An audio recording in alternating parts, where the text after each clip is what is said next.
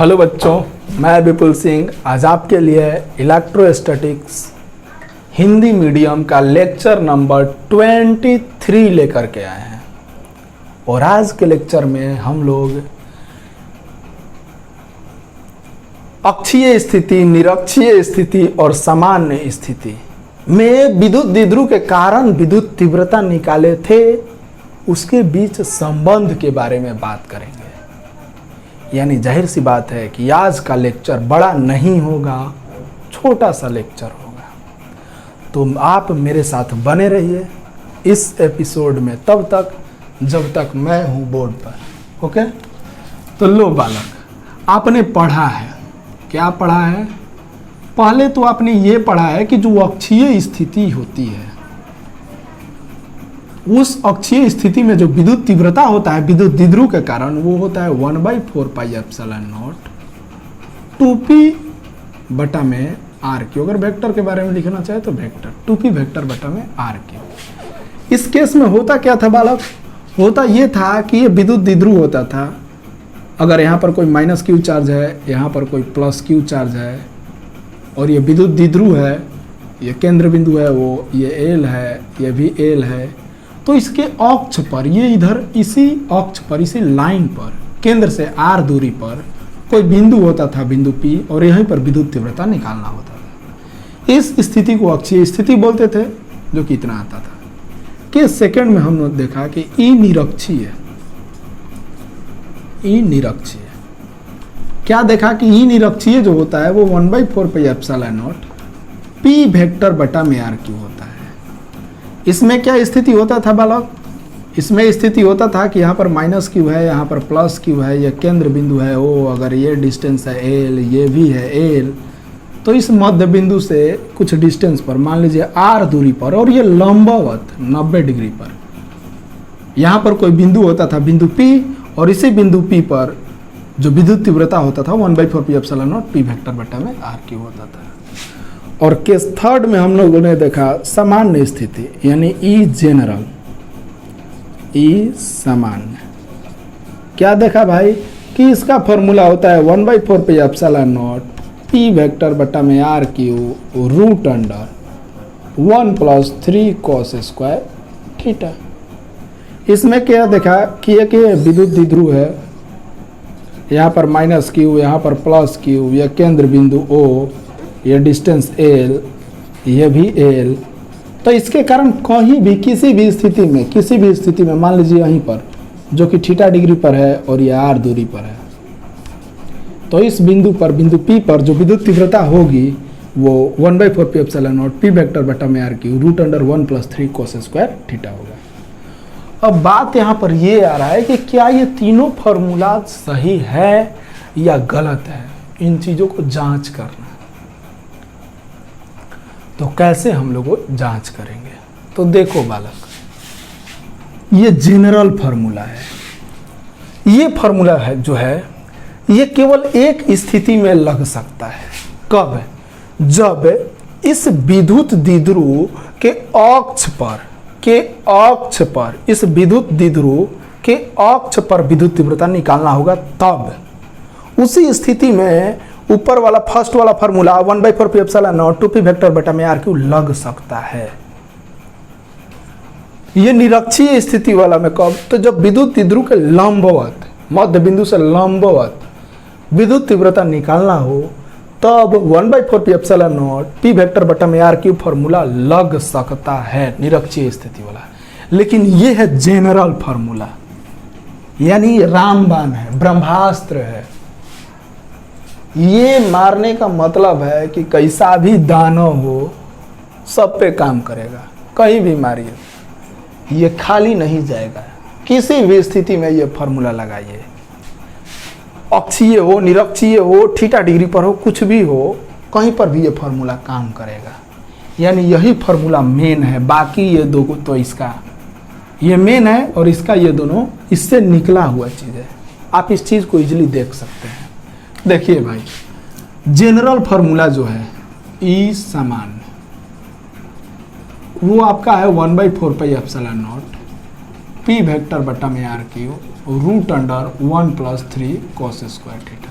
अब देखिए, आपसे कहा जा रहा है कि बताइए कि ये फार्मूला सब सही है कि गलत है, तो आप इजीली चेक कर सकते हैं। बात आ रहा है अक्षीय स्थिति में, कोई पूछ रहा है कि आप अक्षीय स्थिति में निकालिए, अक्षीय स्थिति में बताइए कि सही है कि नहीं। तो देखिए, जब बात आएगा अक्षीय स्थिति का तो आप सोचिए थोड़ा सा, थीटा का वैल्यू क्या होगा। ये विद्युत द्विध्रुव है, आप देख सकते हैं ये विद्युत द्विध्रुव है, और इस विद्युत द्विध्रुव के अक्ष पर यानी इसी लाइन पर विद्युत द्विध्रुव का दिशा -q से +q की ओर होता है, माने इधर होता है, और इसी लाइन पर आपको पूछा जा रहा है कि बताइए विद्युत तीव्रता कितना होगा। तो इन दोनों के बीच कोण कितना डिग्री है? 0 डिग्री। सिंपल सा बात है, विद्युत द्विध्रुव का दिशा इधर है, विद्युत तीव्रता भी इधर निकालना है, तो theta is equal to 0 degree, यानी अक्षीय स्थिति में थीटा 0 डिग्री हो जाता है। तो cos 0 का वैल्यू कितना होता है? cos 0 बोले तो 1। तो E सामान्य जो है, अब हम इसको क्या लिखेंगे? E अक्षीय, क्योंकि अब ये अक्षीय बन जाएगा, बराबर आप देख सकते हैं 1/4 pi epsilon naught P vector बटा में R cube root under 1 + 3 cos square, theta बोले तो कितना? 0 डिग्री, यानी cos 0 का स्क्वायर। cos 0 का वैल्यू क्या होता है? 1। तो 1/4 pi epsilon naught P vector बटा में R cube root under 1 + 3 cos 0 का वैल्यू 1, तो 1 का स्क्वायर, और जब 1 का स्क्वायर 1 और 1 से 3 में मल्टीप्लाई करेंगे 3, यानी यहाँ पर टोटली क्या हो जाएगा? 3, यानी बोले तो 1/4 pi epsilon naught P vector बटा में R क्यूब रूट अंडर 4 का रूट क्या हो जाएगा? 4 का रूट अंडर करेंगे तो 2, यानी 1/4 pi epsilon not 2P vector बटा में R क्यूब। आप देख सकते हैं, यानी E अक्षीय जो है वो आ गया कि नहीं आया, आप देख लीजिए। ये जनरल फार्मूला से हमने E अक्षीय को निकाल दिया है कि वो 1/4 P epsilon not 2P vector बटा में R क्यूब होता है। नहीं जी, तो ये फार्मूला सही है पहला वाला मेरा। आप वैसे ही सेकंड फार्मूला को आप खुद से भी जज कर सकते हैं। हर चीज मेरे को जज करना जरूरी नहीं है ना जी। अदालत कहीं पर भी सस्ती हो, गवाह कहीं से भी बुलाया जा सकता है, तो आप इस चीज को जज कर सकते हैं। देखिए, निरक्षीय स्थिति में अगर कोई बोलता है आपको जज करने के लिए, निरक्षीय स्थिति, आप देखिए इस निरक्षीय स्थिति में विद्युत द्विध्रुव है, और इस विद्युत द्विध्रुव से लंबवत आपको 90 डिग्री पर निकालना है विद्युत तीव्रता। तो थीटा इज इक्वल टू कितना हो जाएगा बालक? 90 डिग्री। तो E अक्षीय जो है क्या हो जाएगा? वो जो सामान्य वाला फार्मूला है अब अक्षीय बन जाएगा, तो 1/4 pi epsilon naught P vector बटा में R cube root under 1 + 3 cos 90 का होल स्क्वायर। cos 90 बोले तो 0, और 0 का स्क्वायर 0, 3 से मल्टीप्लाई 0, यानी E अक्षीय जो है, सॉरी निरक्षीय, सॉरी, ये सॉरी बहुत अजीब लफ्ज़ है ना जी। ये सॉरी भी बहुत अजीब लफ्ज़ है। जब अपने बोलते हैं तो लोग मिल जाते हैं, और जब डॉक्टर बोलते हैं तो लोग बिछड़ जाते हैं ना जी। तो देखिए इधर ये निरक्षीय, आप लोग अपने हैं इसीलिए मिल गए हम लोग, अगर डॉक्टर होते हम तो बिछड़ जाते। 1/4 pi epsilon naught P vector बटा में R क्यूब रूट अंडर 0 का स्क्वायर करे 0, 0 से 3 में मल्टीप्लाई करे 0, +1 है तो 1, 1 का रूट करेंगे तो 1 ही रह जाएगा, इसलिए E निरक्षीय जो होगा वो क्या हो जाएगा? 1/4 pi epsilon naught P vector बटा में R क्यूब। तो आप देख सकते हैं E निरक्षीय वाला आ गया, यानी तीनों फार्मूला सही है। तो ये फार्मूला अगर आपको याद रहेगा तो आप कहीं पर भी लगा सकते हैं, बाकी वो दोनों इसी से आया हुआ चीज़ है, कोई प्रॉब्लम नहीं होनी चाहिए। इसलिए थोड़ा सा और इधर हम देखते हैं कुछ चीज़ों को जो ऑब्जेक्टिव में आपका काम करेंगे। ऑब्जेक्टिव में अक्सर पूछता है आपके एग्जाम्स में, किसी भी तरह के एग्जाम्स देने जाए, कंपटीशन बोर्ड कहीं पर भी। ये आप देखिए ई अक्षीय जो है 1/4 P epsilon not 2p vector बटा में आर क्यू, और ई निरक्षीय 1/4 P epsilon naught p vector में आर क्यू। इसका मतलब इस ई निरक्षीय से ई अक्षीय डबल है ना जी। देखिए ई निरक्षीय से ई अक्षीय डबल है, यानी ई निरक्षीय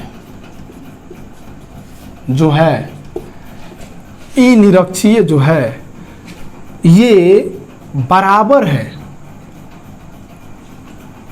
ई अक्षीय के डबल के, यानी ई निरक्षीय इज इक्वल टू ई अक्षीय। ई अक्षीय देखिए ऊपर 2 से मल्टीप्लाई है, यानी ई अक्षीय बराबर होगा डबल इंटू ई निरक्षीय के, यानी 2 ई निरक्षीय बराबर ई अक्षीय। समझ रहे हैं चीज को? यानी इसको आप दोगुना कीजिएगा ना, ई निरक्षीय को दोगुना कीजिएगा तब जाके ई अक्षीय के बराबर होगा। तो इस तरह से पूछता है कि कौन किससे कितना बड़ा है, कम है, तो आप बोलेंगे कि ई निरक्षीय डबल बराबर है ई अक्षीय के। या 2 को जब आप इधर से इधर ले जाइएगा तो हाफ आ जाएगा, यानी ऐसे भी इस चीज़ को लिख सकते हैं ई निरक्षीय जो है वो बराबर है 1/2 इंटू ई अक्षीय का ना।